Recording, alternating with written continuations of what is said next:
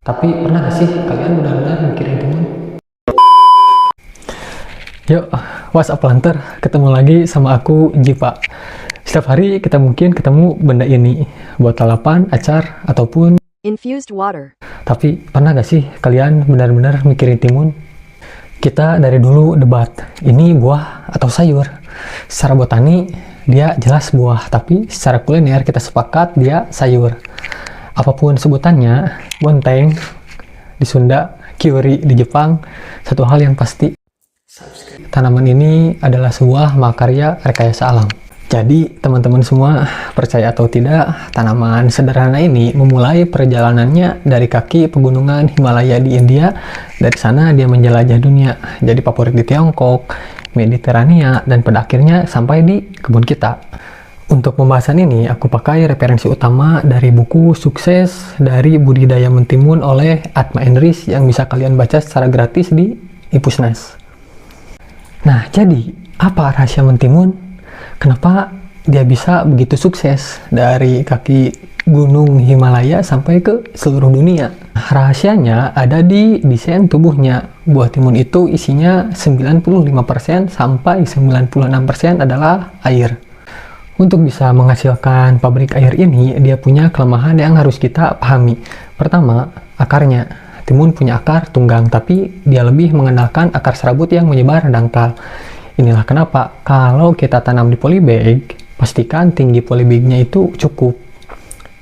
Dan juga timun ini suka air, tapi jangan sampai tergenang. Dia butuh air, tapi benci sepatu basah. Lalu bunganya, bunga kuning ini adalah mesin produksi.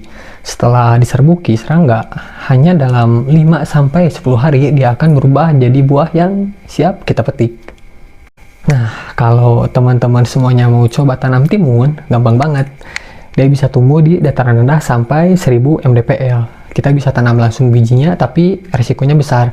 Bisa dimakan jangkrik atau semut. Jadi, cara terbaiknya adalah disemai dulu.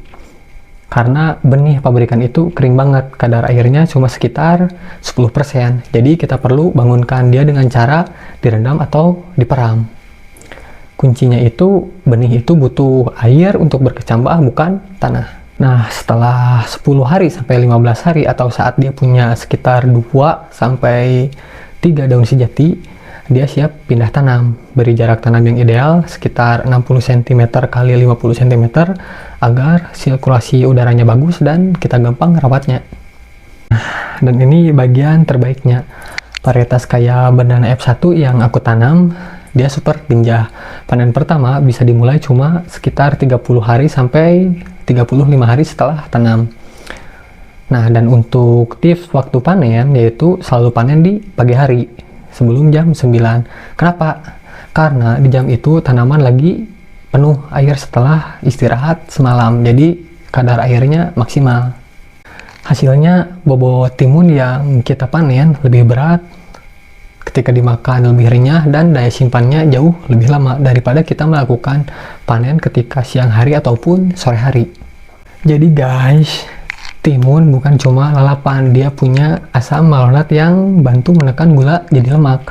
Bagus buat diet, dia juga bisa bantu buat ngebersihin ginjal, cocok buat kita yang suka ngopi. Dan secara bisnis, ini menarik. Dengan biaya produksi sekitar 50 jutaan per hektar, seorang petani bisa dapat omset kotor di atas 150 juta dalam satu siklus budidaya. Luar biasa kan? Dari tanaman liar di Himalaya, jadi pabrik air di kebun kita, dan jadi peluang bisnis yang menjanjikan. Jadi jangan remehkan si hijau ini. Semoga bermanfaat, Planter, tetap produktif, dan sampai ketemu di video selanjutnya. Peace.